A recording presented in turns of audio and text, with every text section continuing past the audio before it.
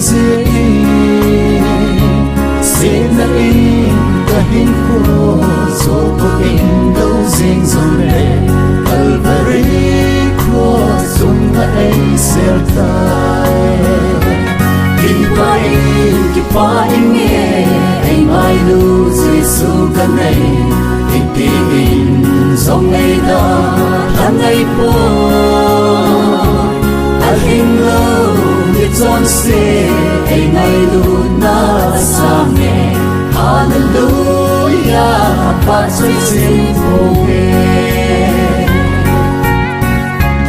Isaka cái chung hùng hùng giống lệ sam phô nghe khi cha đi ông phô cái chú cái ta sân cái kỳ ngày na ai rồi na chú qua cái ai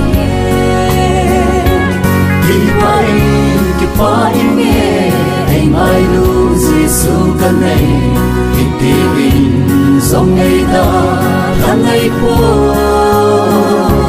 đã hình lâu như John xe anh ai lu na sa nghe Hallelujah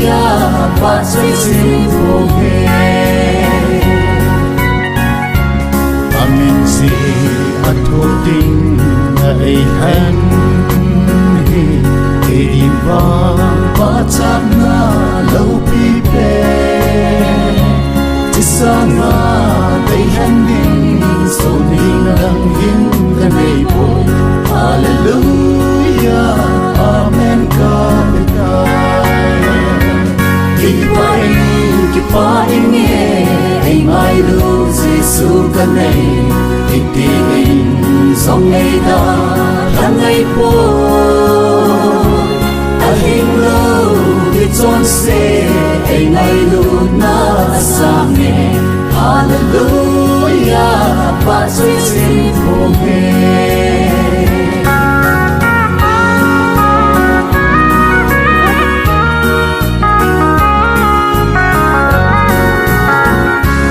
Isaka cái chua hùng hùng giống nè sam phô nghe khi cha đi ông phô cái chú cái ta sân cái kỳ ngày na ai rồi na chú qua cái ai khi phải nghe anh ai lu Giêsu gần này thì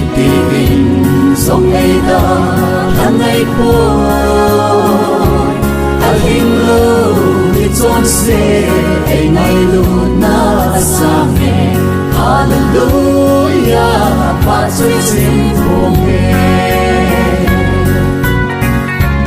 Amen si at thô tình ngày hẹn đi và chắc na lâu bị bê chỉ sang na đây hẹn đi số đi ngang hin cái này thôi Hallelujah Amen cả khi phải nghe anh ai lu Giêsu gần này thì tin dòng ngày đó tháng ngày phố anh hình lâu như John xe anh ai lu na sa nghe Hallelujah